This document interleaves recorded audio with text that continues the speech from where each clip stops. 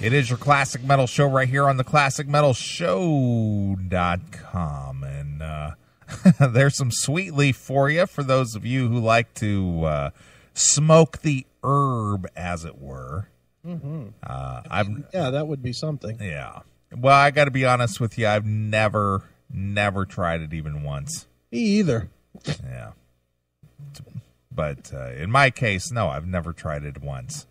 I don't smoke it that often. Yeah, but every now and again. Yeah, I get it. And you know, obviously you and I have mutual friends that have taken part in that on a daily basis. Oh yeah, that's a bit much. And you know, we're at the point now where some states are passing legislation that allow for recreational use, right, as well as medical use. And so on and so forth. And my attitude, and here I'm going to get into a little bit of a debate here that, you know, I don't want to draw it out, but people over the decades, you know, since the 60s mostly, have said, man, they had to legalize marijuana. You know, it's been 50 years. Okay. And there are others that have the thought process that, well, they should just legalize all drugs. You know, you should be able to do whatever you want with your body, etc. Okay. And I agree with that to some extent. But the problem that no one ever answers, no one ever has an answer for this. If you become derelict due to your drug use, what do we do with you now? Nobody ever answers that question. If somebody burns their brain out on the use of drugs, say you legalize drugs, and you become derelict, or you know, to the point to where you're not a functioning human being, right? Now what? Well, but is that possible? Obama's working that with the death panels. That is true. There's some truth to that, but nobody ever talks about the ramifications of overdoing it or becoming incapacitated due to your abuse. Right. Everybody says, oh, you should be able to do whatever you want. You should be able to smoke whatever you want. You should be able to take drugs wherever you want. Okay, go ahead and do it. But when it gets to the point to where you're incapacitated, where you can't do anything for yourself, now what do we do with you?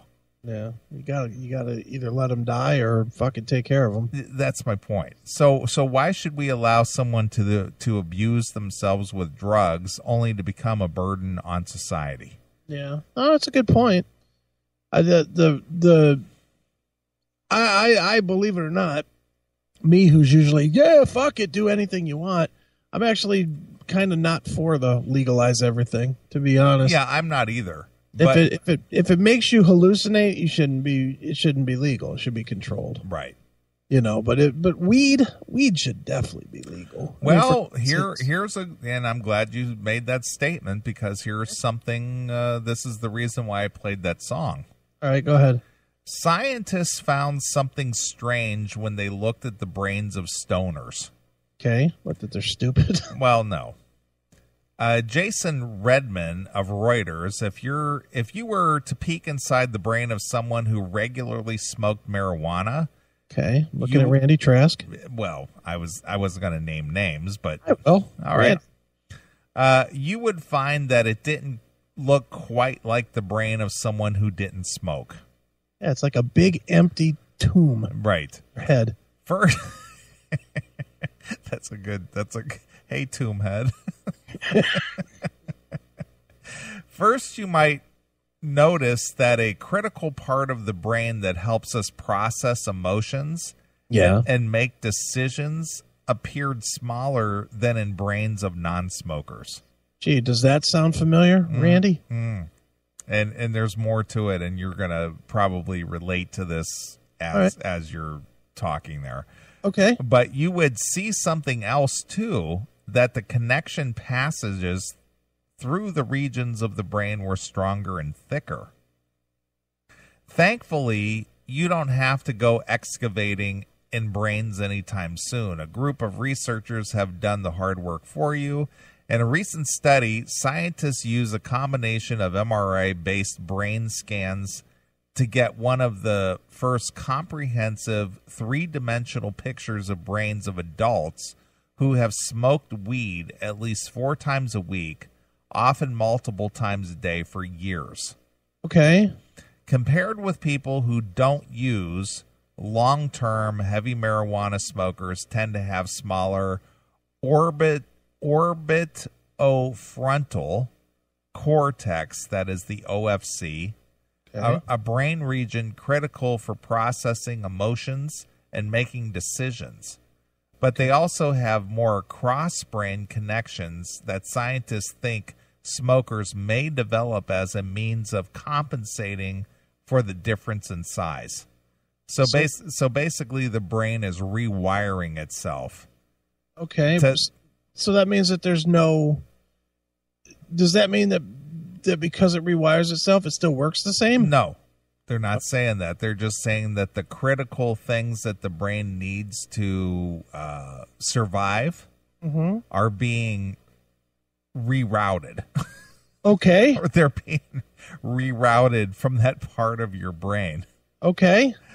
Unlike previous research, which has looked mainly at short-term smokers or simply at young or older users, this study is one of the first to look at the pot's long-term effects on men and women between 20 and 40 years old who smoked almost daily for between 2 and 30 years. All right. The researchers looked at the brains of 110 people, 62 who didn't smoke and 48 who did, using 3 different types of MRI scans.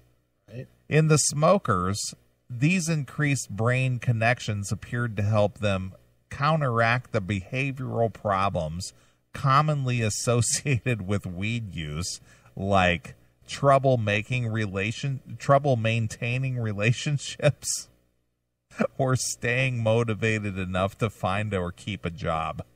Right. But while new connections blossom throughout the brain during the first few years of regular use, they eventually recede. So for a short time, the brain is like, holy fuck, this part of the brain is like fucked up. So we need to kind of like detour around it. Okay. But it only lasts for a while. Right.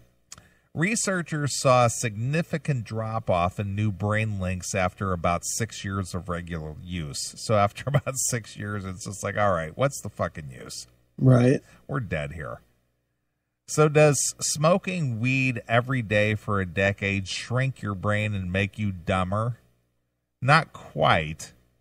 The regular smokers did have lower IQ scores overall when compared to the people who didn't smoke, but there's no way to know yet whether how that might be linked to smaller orbital frontal cortices or marijuana use in general. We cannot honestly say that it's what's happening here, says Francis Feibley, the lead study author and professor of neuropsychology at the Center of Brain Health at the University of Texas in Dallas. For starters, this study, the first ever, looked at the long-term effects of weed smoking in heavy adult users across a wide age range, did not show that pot smoking caused certain regions of the brain to shrink. In fact, other studies suggest that having smaller orbital frontal cortices in the first place could make someone more likely to start smoking. So if you have a small that small portion of your brain to begin with, you're more susceptible to start smoking weed. Okay. One recent study, for example, found that children as young as 12 who had smaller orbitofrontal orbitofrontal cortices were significantly more likely to start smoking weed by the time they hit their 16th birthday. In other words, it could be the people with natural smaller versions of the region may simply be more likely to smoke. Right? So it's a predisposition with certain people that they're just going to go seek out weed. Okay. That's kind of what they're saying. Right. And the weed might not be shrinking that section of the brain at all. There is also no clear evidence that linking the brain differences the researchers found with any particular behaviors. Okay. So basically what I'm gathering from this is, well, we're still not really sure. Yeah, we have no idea. I'm like trying to follow this, and I'm not following along. So maybe I've smoked too much weed. Well, in one instance, they're saying that they're thinking that the brain made that frontal portion of your brain smaller, and the other thing is saying that, well, that frontal portion of your brain was small to begin with, which is why you're smoking weed. That's stupid. Maybe you're just smoking weed because you like it. Why is there never just fucking big brain, small brain, whatever? Maybe you just like the shit. Right. Well, but now they're trying to decide why you would like it. But there's no. So basically, anytime there's any kind of a pattern, it must be it must be an equal pattern in the brain. So if I like to gamble and 50 of us like to gamble, well, there must be a pattern in all 50 of us. Well, but that goes back to the people who are serial killers. They often remove the brain of serial killers and try to study it to see if there's some kind of abnormality in their brain that causes them to be a serial killer. And in 50 years or whatever that we've been doing that, have they found a pattern? Well, they have, actually. Of serial killers? Yeah, that they have found that serial killers seem to exhibit certain attributes that quote unquote normal people do not. Yeah, guess what? Fat guys like me, we do too. We fucking we exhibit the ability to run to our fridge more than you guys that don't. Yeah, of course there's a pattern. I mean, fuck. Everything has somewhat of a pattern, but I'm saying that everything doesn't have to be fucking tied to the brain. Right. You know, sometimes people just make choices. Right. You know, and does their brain affect that? Yeah, but they can have a big brain or a small brain. They're still got to they still have to make a choice. Sure. And they're saying, well, no, that's not true. It's a fucking smallness in the cortex of the brain that makes it that makes them make that choice. Yeah, it's a predisposition in your head. Bunch of bullshit science trying to get another grant. Right. In addition, all three things the researchers studied, drug use habits, brain development, and IQ scores, are shaped by a variety of factors. Both the environment we grow up in and the specific combination of genes we inherit from our parents affect behavior and intelligence. No shit. Yeah, well, how come I smoke pot, but my brother never has? Right. We grew up in the same house. Well, your brother probably had a bigger frontal cortex than you did. Maybe that's it. It was that small frontal cortex that drew me to the weed. The age when someone starts smoking pot can also be a key clue to how the brain will be different from the non-user's brain and how often someone smokes thereafter. Picking up the habit while young seems to be especially influential. Okay. Yeah, well, no shit. Yeah, wow. That's usually where your habits develop. Mm-hmm. The earlier the use, especially during adolescence when the brain is developing, the greater the effects. So I guess if you grow up in a house where your dad beats the shit out of your mom, chances are you're going to be a wife abuser yourself when you grow up. And addicted to the smell of Band-Aids. Exactly. But if you grow up where your dad doesn't abuse your mom, but then starts abusing her when you're 20 years old and ready to move out of the house, chances are you're not going to abuse your wife. Oh, well, that seems fair. That's good. So for all you people with young kids, don't start beating your spouses yet. Or smoking weed or whatever else you do. Yeah, wait to do all that bad stuff until after the kids are grown. Right. And then start beating your wife. Exactly. Fibley says of her other study participants, those who started using the earliest had the most pronounced differences in brain development in terms of the size of the orbitofrontal cortex and the connections between the parts of that region of the brain. Right. So you're still in your development stage. Yeah. So really, just from what you know as a non-scientist, that just makes sense, right? I guess. Yeah, sure. Other studies in people have shown similar links between weed and the smaller prefrontal cortex regions, but only research in animals has suggested that marijuana may kill cells and reduce their size. Mm-hmm. Scientists still don't know whether giving up weed can reverse it.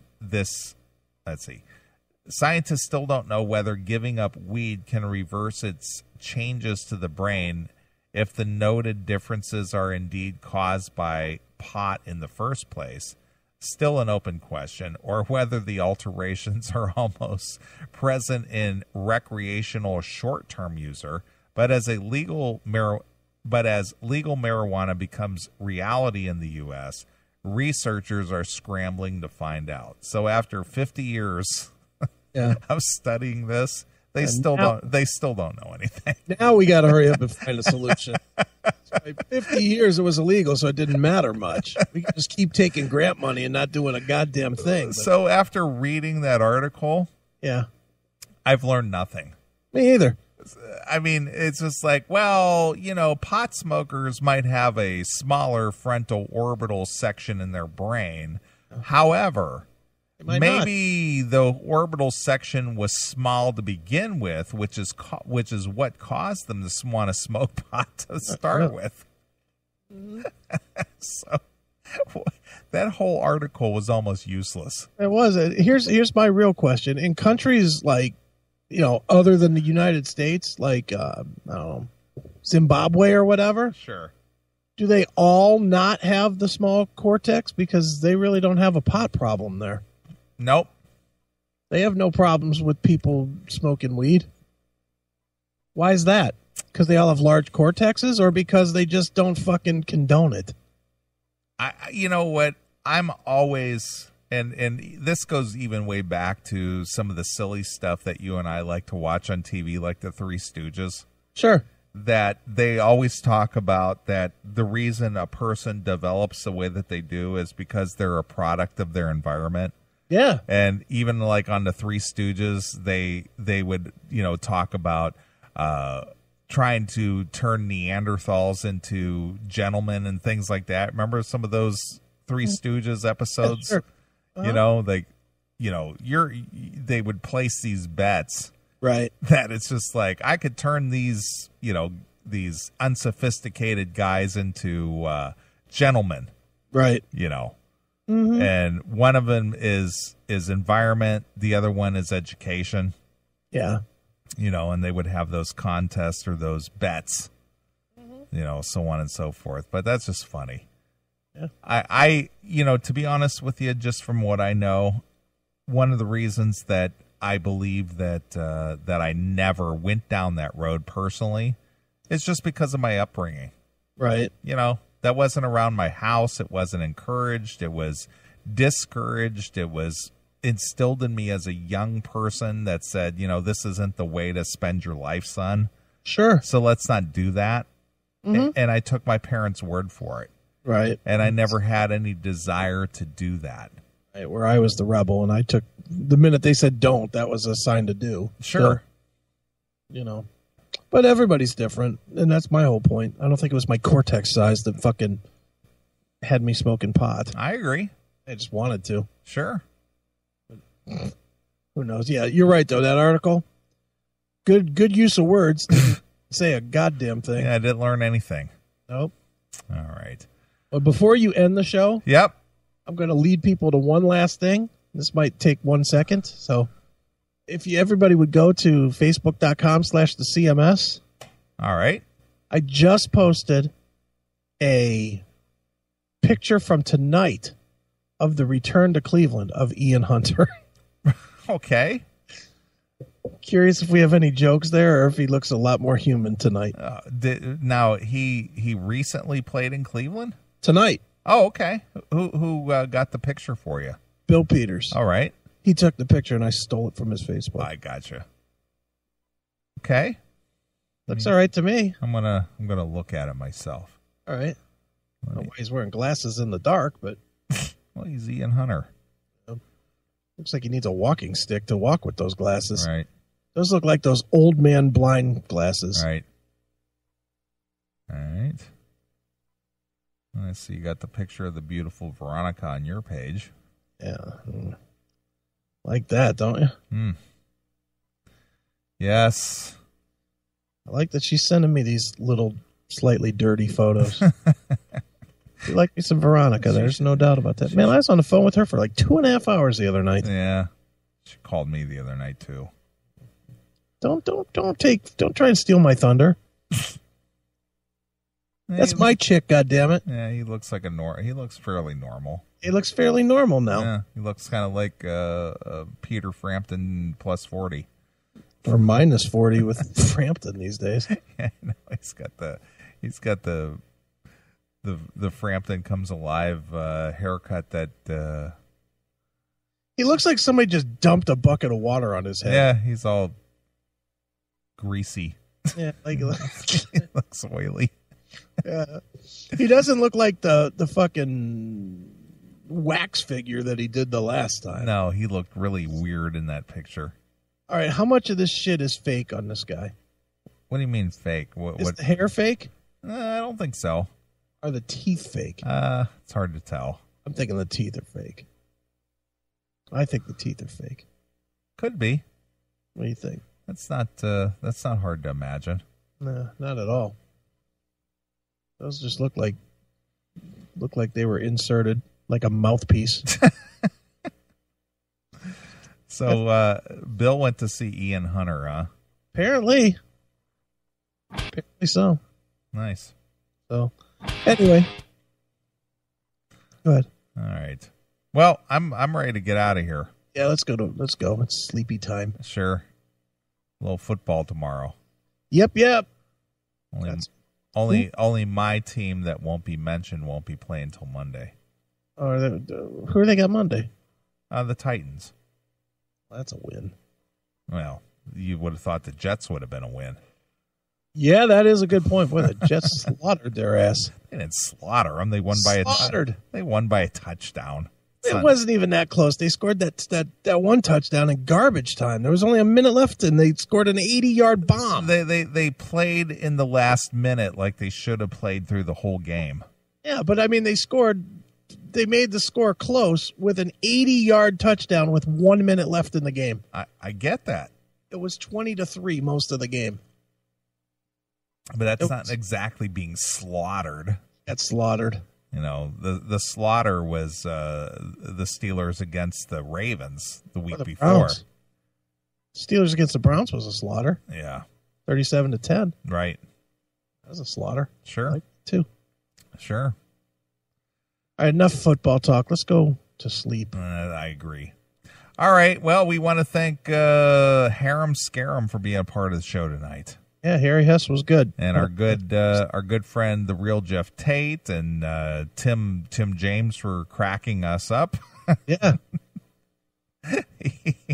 Tim James, I think it was you that cracked us up. I know, but Tim actually had some good lines. Yeah, he did. But Jesus Christ, dude. Jerry from Facts of Life. That might be line of the year for the whole goddamn show. And then of course Nathan from Kentucky throwing that GIF in the chat room. It was kind of silly tonight. That was. That was funny. Hell yeah. That cracked me up. Yep. So anyway, the demon, she wanted a song. All right. To leave us for the evening, so she wanted a song. It's from London. Okay. And she wanted some nonstop rock. All right. So I think we can do that for her. Sounds good. All right. So we're going to get out of here. We got a live show next week, right? We do. No guest, at least not yet. There's officially people will see a Papa Roach thing pop up on the thing. Just roll with it. Okay. We're not going to play the interview on the show. All right. All right. Well, let's get out of here. Let's leave the demon with some nonstop rock. So until next Saturday night, this is Neeley along with my very good friend Chris Hagan. And we'll see you. Bye, kiddies.